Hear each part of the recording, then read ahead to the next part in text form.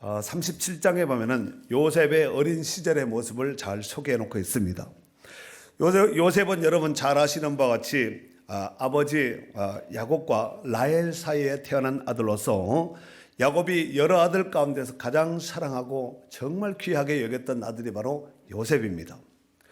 그런데 그 요셉이 형제 미움 속에 미디안 상인에게 은 20에 팔렸고, 미디안 상인들은 애굽의 이제 노예 시장에서 넘겨버렸고, 노예 시장에서 이제 바로의 시대장인 보디발 장군이 그 이스라엘 그 유대인 그 요셉을 돈으로 삽니다.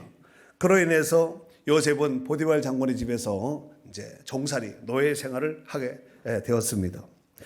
그러니까 요셉은 아버지 집에서는 가장 총애받고 사랑받던 아들이었는데 쫄제 팔리고 나니 애굽의 비참한 노예로 전락되고 말았다는 사실입니다. 하지만 요셉은 그곳에서 신실하게 주인인 보디발 장군을 아주 잘 섬겼습니다. 자, 오늘 메인 본문 1절, 2절, 3절인데 그 가운데서 1절, 2절 다 같이 읽도록 하겠습니다. 요셉이 이끌려 애굽에 내려가매 바로의 신하 친위대장 애굽 사람 보디발이 그를 그리로 데려간 이스마엘 사람의 손에서 요셉을 사니라. 여호와께서 요셉과 함께 하심으로 그가 형통한 자가 되어 그의 주인 애굽 사람의 집에 있으니. 아멘. 자, 여기서 볼 때 요셉은 비록 신분적으로는 종이었지만 여호와께서 함께 하여 주심으로 말미암아 형통한 자가 되었다라고 말하고 있습니다. 사실 이 요셉의 인생은 자기가 애굽에 오고 싶어서 온 것도 아니고, 오늘 같은 이런 신년에 내가 올해는 한 여름쯤 돼서 애굽으로 팔려서 한번 가야 되겠다, 이런 인생의 스케줄 계획이 없었던 사람입니다. 자기 의지와 전혀 상관이 없이 애굽으로 팔려지게 간 것도 참 안타까운 일인데, 아버지를 떠나서 애굽으로 간 것도 쉽지 않은 일이잖아요. 그런데 종으로 비참하게, 그리고 형제들, 피를 나눈 이 형제들로부터 미움을 사서 애굽으로 팔렸다. 참 이것처럼 비참한 일이 어디 있겠습니까? 만약에 아버지가 그 현장을 봤다면 아버지가 아마 다른 형제들 다리 몽둥이 다 분질러 놨을 것 같아요. 감히 요셉을 건드려 이놈들 봐라 하고 그러지 않겠습니까? 노발대발하지 않겠습니까? 자, 금방 읽었던 1절, 2절 가운데서 여러분들이 한번 자세히 볼 것이 있는데 제가 읽을 테니까 여러분 눈으로만 확인하세요. 자, 첫 번째 1절, 요셉이 이끌렸다 그랬습니다. 그러니까 자기 의지가 아니죠. 요셉이 이끌려 간 거예요. 그 다음에 그 뒤에 애굽으로 내려갔다 그랬습니다. 자기 의지가 아닙니다. 그리고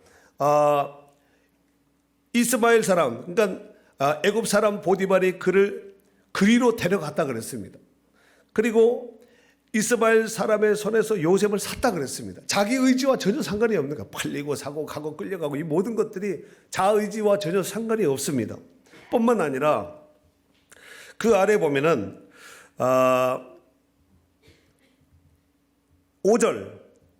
4절 요셉이 그의 주인에게 은혜를 입어, 주인이 은혜를 입힌 거야. 자기가 나 좀 은혜 입어야 돼가 그것이 아니라 주인이 은혜를 입힌 거예요. 자기 의지와 상관이 없습니다. 그 다음에 섬겼다 그랬습니다. 종이니까, 노예니까. 그리고 그가 요셉을 가정 총무로 삼았다 그랬습니다. 자기 의지와 전혀 상관이 없습니다. 주인이 삼은 거예요. 또 자기의 소유를 다 그의 손에 위탁했다 그랬습니다. 주세요 해서 받은 것이 아니라 주인이 맡긴 거죠. 위탁.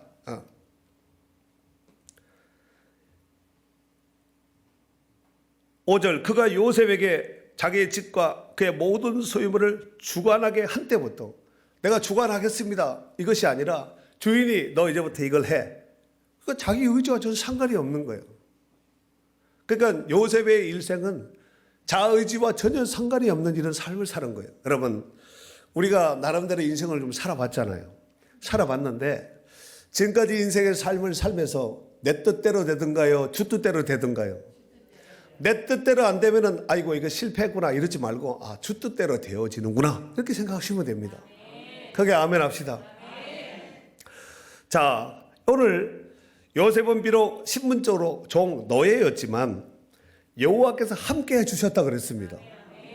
2절에 보면은 여호와께서 요셉과 함께 하심으로 그랬죠.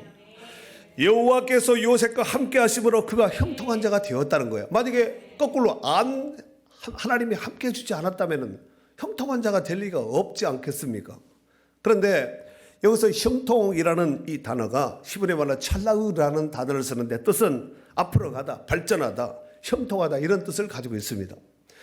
그러니까 형통이란 이전보다 뭔가 있어서 조금이라도 점진적으로 앞으로 나아가고 또 발전하는 이런 상태가 바로 형통이라고 볼 수 있습니다. 특별히 새해를 시작하면서 우리 성도들이 형통한 자가 되었으면 좋겠어요. 아니 하나님의 형통을 덧입어서 형통한 성도들이 요셉과 같이 될 수 있기를 바랍니다. 새해를 맞이하면서 새해에 나름대로 소망하는 소원들이 있을 줄로 생각이 됩니다. 중요한 것은 형통이란 잘 들으셔야 됩니다. 내 뜻을 구하여서 그 뜻이 이루어지는 것이 형통이 아니라 하나님께서 그 사람을 통하여서 내가 순종할 때 하나님의 뜻이 이루어지는 것이 형통이에요. 이게 성경적인 형통입니다. 내가 뭔가 기도 제목을 가지고 이제 기도해서 하나님이 응답해 주실 때가 있지요. 많습니다. 그런데 진짜 형통은 하나님께서 그 사람을 통하여서 일하시기를 원하실 때 그 사람은 전혀 엇박자를 치고 있을 때 성령께서 깨닫고 돌아오고 회심하고 또 그 자리에 오게 하셔서 그 뜻을 이루게 할 때 그것이 바로 성경에서는 찰라우, 형통이라는 단어를 쓴다는 것입니다. 우리가 생각하는 거 좀 다를 수가 있습니다. 내가 뭔가 기도 제목을 가지고 구하여서 하나님이 이거 딱 응답 주셨을 때 내가 그건 응답받은 것이 형통이라 할 수 없습니다. 진정한 형통은 하나님께서 나를 통해서 일하시는 일들을 나를 통해서 드러낼 때 내가 순종하여 그 일을 할 때 바로 형통한 자라고 볼 수 있다는 말씀입니다. 그러므로 새해를 맞아 하나님의 선하신 뜻을 이루는 형통한 한 해가 될 수 있기를 바랍니다. 예수님도 이 땅에 오신 모든 사역에 성부 하나님의 뜻을 따라서 사역하셨음을 알 수가 있습니다. 이를테면 마태복음 26장 39절에 보면은 겟세마네 동산에서 예수님 마지막 기도하는 모습이 나옵니다. 거기에 보면은 내 아버지여 만일 할만하시거든 이 잔을 내게서 지나가게 하옵소서. 그러나 나의 원대로 맛이 없고 아버지의 원대로 하옵소서 그랬습니다. 이게 뭘까요? 그게 형통한 자의 삶입니다. 요한복음 6장 38절에 보면은 내가 하늘에서 내려온 것은 예수님이 어디서 왔다고요? 하늘에서 내려왔습니다. 하늘에서 내려온 것은 내 뜻을 행하려 함이 아니요 나를 보내신 이의 뜻을 행하려 함이니라 그랬습니다. 예수님이 이 땅에 오신 모든 사역에 철저하게 성부 하나님의 뜻을 이루게 한 순종의 삶, 다시 말하면 형통의 삶, 찰나후의 삶을 살았다는 것을 알 수가 있습니다.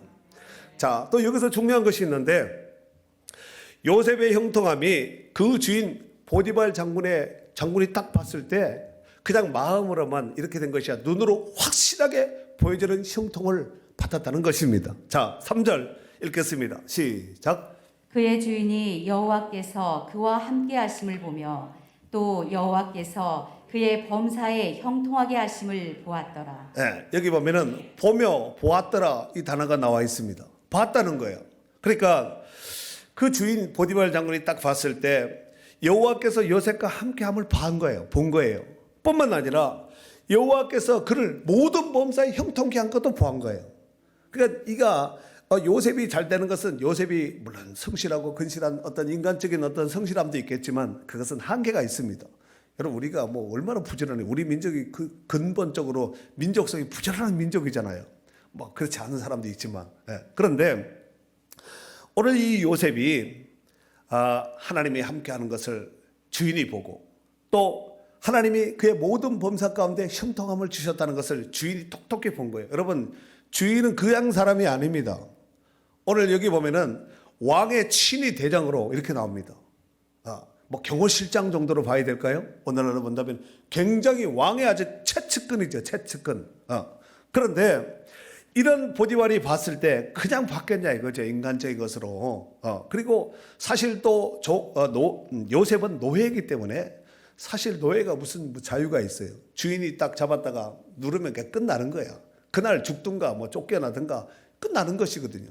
해명, 변명이 필요 없습니다. 그냥 누르면 끝나는 것이죠.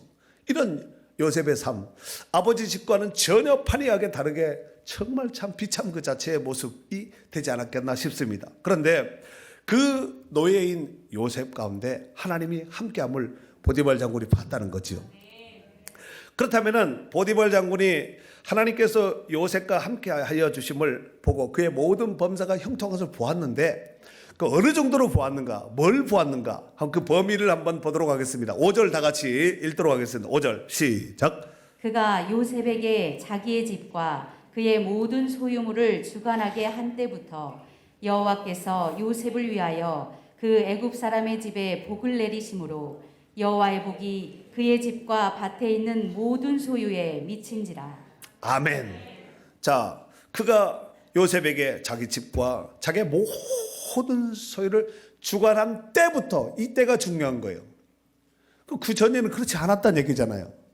그때부터 그 뒤에 보면은 하나님께서 복을 내려서 여호와의 복이 그의 집과 그의 밭에 있는 모든 소유에 두루두루 편만하게 미쳤다는 거예요. 여러분, 이런 복 받고 싶지 않으세요? 하나님이 함께 하시면 됩니다.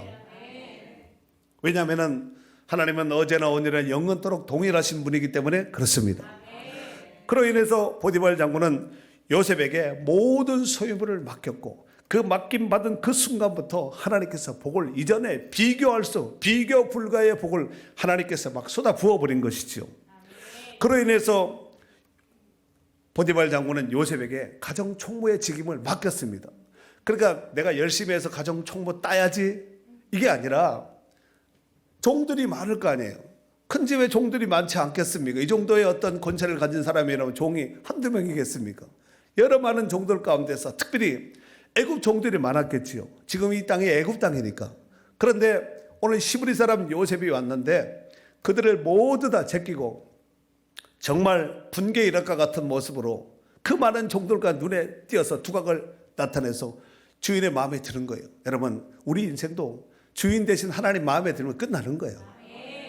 보디발 장군의 집에서는 보디발 장군은 장군의 집에서 보디발이 최고 아니에요?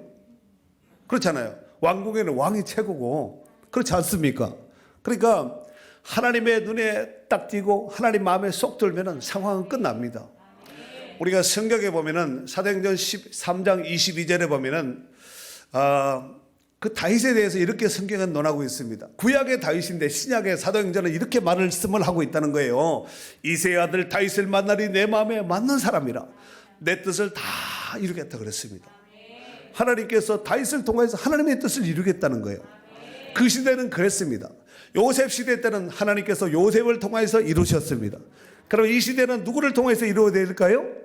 저와 여러분을 통해서 이루어져야 될 줄로 믿습니다. 하나님의 뜻대로 하나님이 하자는 대로 하면은 형통한 자가 되는 거예요. 이 찰나의 복을 받아 누릴 수 있기를 바랍니다. 4절 한번 읽어볼까요? 4절 시작. 요셉이 그의 주인에게 은혜를 입어 섬김에 그가 요셉을 가정 총무로 삼고 자기의 소유를 다 그의 손에 위탁하니. 자, 요셉이 그의 주인에게 뭘 입었다고요? 은혜를 입은 거예요. 특별한 총애를 입은 거예요. 아니 보디발 장군의 집에서 보디발이 최고라니까요. 그 보디발 눈에 딱 들면은 종들이 뭐 수백 명이 있어도 너 총무해 이러면 상황 끝나는 거예요. 제가 총무하겠습니다. 저 한번 시켜주세요. 이게 아니라 네가 해라. 그 순간부터 그런 총무예요. 모든 집의 소유물들, 모든 하루의 일감들, 모든 일들을 요셉이 다 보디발 장군의 이 고난을 위임받아서 요셉이 하는 말은 다 보디발 장군이 하는 말이에요. 그러니까 위탁받아서 이 모든 일들을 하는데 손대는 것보다 잘 되는 거예요. 어떤 사람은 생각만 해도 응답받는 것이 있습니다. 어떤 사람은 막 부르짖어도 하나님이 막 깝깝하게 보이고 참 답답할 때가 있는데 하나님이 생각만 해도 응답 주시는 사람이 있다니까요. 왜 그럴까요? 하나님이 그 생각을 하시는 거예요. 다니엘이 기도할 때 이미 하나님께서 천사를 급파하셨다고 말씀하지 않았습니까? 기도하기 시작할 때 벌써 하나님은 응답의 천사를 보냈다니까요. 이러한 역사가 올 한 해 있기를 바랍니다. 자, 훗날 보디발 장군의 아내 유혹으로 인해서 정말 요셉은 억울하게 옥에 갇힙니다. 하나님은 그곳에서 요셉을 그냥 두지 않고 죄인 죄수 노예로 전락시키지 않고 그곳에서도 형통한 은총을 베풀어 주신 줄 믿습니다. 간수장이 제수들의 모든 명부를 요셉에게 다 담당시켰습니다. 네가 해라.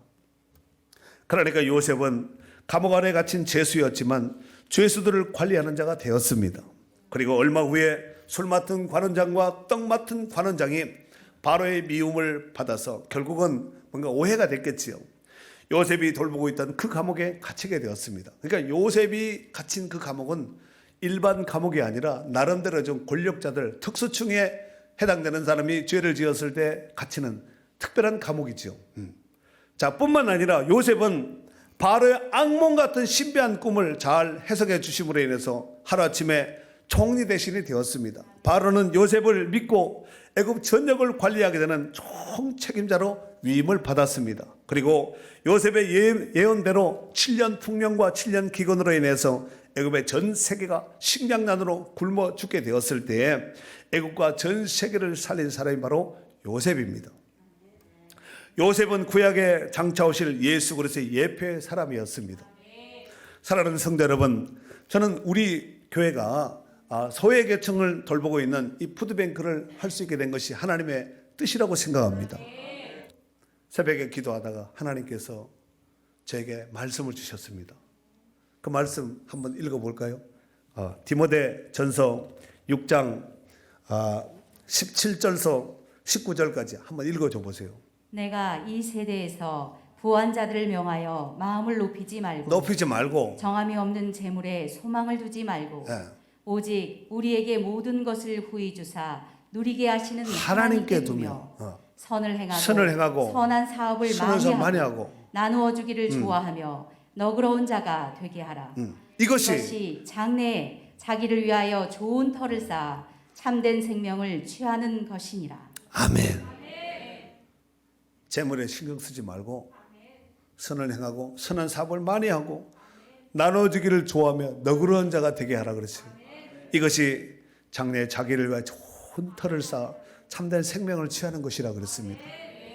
잠언 22장 9절에 보면은 선한 눈을 가진 자는 복을 받으리니 이는 양식을 가난한 자에게 주민이라 그랬고, 잠언 11장 24절에는 흩어 구제하여도 더욱 부하게 되는 일이 있나니 화도 아껴도 가난하게 될 뿐이라 그랬습니다. 그 후 저는 성경의 인물인 오늘 본문의 요셉과 같은 이런 목회해야 되겠다. 즉 떡과 함께 복음을 전하면서 문막과 원주시를 목회해야 되겠다. 이런 이제 사명감을 가지고 시작했습니다. 그리고 절차를 밟아서 2021년 작년 재작년이 되었네요. 12월 5일 날 발족식을 해서 벌써 1년이 훌쩍 지나지 않았습니까? 이러한 돌봄을 어찌 저 혼자만 할 수 있겠습니까? 저를 도와서 뜻을 같이 하신 분들이 계시기에 이런 일들이 가능하였으리라 생각됩니다. 이를테면 5분의 우리 푸드뱅크 운영위원들이 있잖아요. 그리고 현장에서 시간과 몸을 아끼지 않고 함께 수고하고 봉사해 주시는 봉사자들이 있잖아요. 그러한 분들 이 자리를 비롯해서 정말 진심으로 감사를 드립니다. 뿐만 아니라 또 CMS를 통하여서 물질로도 후원해 주시고 기도해 주신 분들에게도 감사를 드립니다. 이후로도 지속적으로 기도와 물질과 수고로 함께 해 주시기를 진심으로 다시 한번 부탁을 드리도록 하겠습니다. 자, 다시 이제 성경으로 돌아가서 살펴보면은 후에 요셉을 미워해서 미디안 상인에 팔아서 애굽으로 오게 했던 그 원수 같은 형제들이 요셉이 다 용서해 줍니다. 누구는 하고 누구는 안 해준 것이 아니라 다 용서해 줍니다. 그리고 결정적인 사건은 꿈에도 그리던 아버지인 야곱을 얼굴로 봄으로써 눈물 없이 볼 수 없는 드라마틱한 이 상봉도 우리가 성경을 통해서 확인할 수 있습니다. 세월이 흐른 뒤에 아버지 야곱이 죽고 장례식 마친 뒤에 형제들이 모여서 상의합니다. 이제 아버지가 죽었으니 아버지가 살아있을 때는 아버지 때문에 아버지가 울타리 되어서 요셉이 우리한테 보복하지 않았는데 아버지마저 죽었으니까 이제 요셉이 그 엄청난 권좌에서 한마디 하면 끝나는 거야. 형들은 그냥 다 머지 날아가는 거죠. 이런 상황 속에서 두려워하고 염려하고 있을 때 그 형제들을 다 불러 모읍니다. 그리고 이렇게 고백을 하지요. 자, 창세기 50장 19절에서 21절까지요. 요셉이 그들에게 이르되 두려워하지 마소서. 내가 하나님을 대신하리이까. 당신들은 나를 해하려 하였으나 하나님은 그것을 선으로 바꾸사 오늘과 같이 많은 백성의 생명을 구원하게 하시려 하셨나니 당신들은 두려워하지 마소서. 내가 당신들과 당신들의 자녀를 기르리이다 하고 그들을 간곡한 말로 위로하였더라. 아멘. 요셉이 엄한 소리로 형제들에게 말할 수 있습니다. 형들 왜 그때 그랬습니까? 너무 심한 거 아닙니까? 어떻게 그럴 수가 있습니까? 이렇게 말할 수 있잖아요. 오히려 염려하고 근심하고 두려워 떠는 그 형제들을 향해서 두려워하지 말라, 염려하지 말라 그러죠. 당신들은 나를 죽이려고 애굽으로 보냈지만 하나님은 그것을 선으로 바꾸사 오늘과 같이 많은 백성의 생명을 구원하기 위해서 당신들은 팔았지만 하나님이 그 악한 방법을 선으로 바꿔줬다는 거예요. 뭘로 바꿔줬다고요? 선으로 바꿔주셨다는 거예요. 뿐만 아니라 당신 두려워할 정도가 아니라 내가 당신 자녀들 후손들까지 다 책임을 지겠습니다. 참 요셉은 영향이 큰 사람인 것 같아요. 사랑하는 성도 여러분, 요셉은 하나님께서 아브라함을 통하여 약속하신 가나안 땅에 대한 소망을 크게 가졌던 인물입니다. 그로 인하여서 반드시 언젠가는 지금은 애굽 땅에 이스라엘 민족이 살고 있지만 반드시 출애굽할 날이 올 것을 알고 그때가 되면 자기의 해골을 가지고 나갈 것을 부탁을 했습니다. 요셉은 죽어서도 다시 사는 부활신앙에 굳게 선 본향을 사모했던 하나님의 축복의 땅을 그리워하고 사모했던 실질적으로 그렇게 고백했던 사람입니다.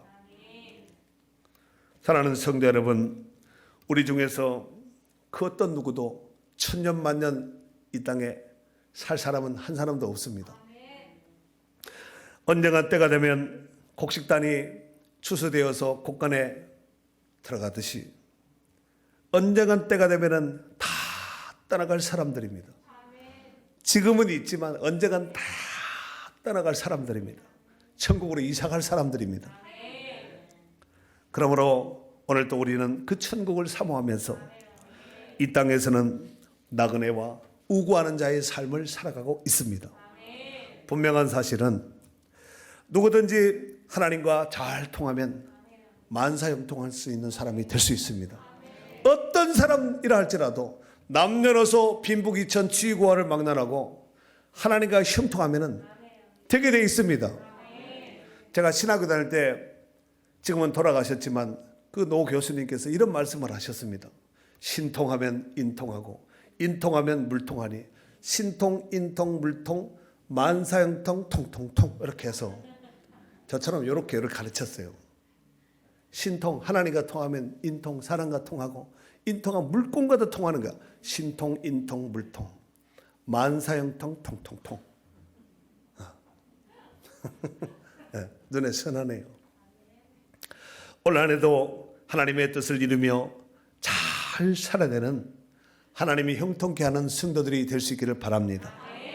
그래야 2023년 마지막 날에는 정말 내가 하나님 앞에서 사람들 앞에서 후회 없는 삶을 살았노라고 고백하며 하나님께 영광 돌리는 축복된 성도들이 될 수 있기를 주의 이름으로 축원합니다. 축원합니다.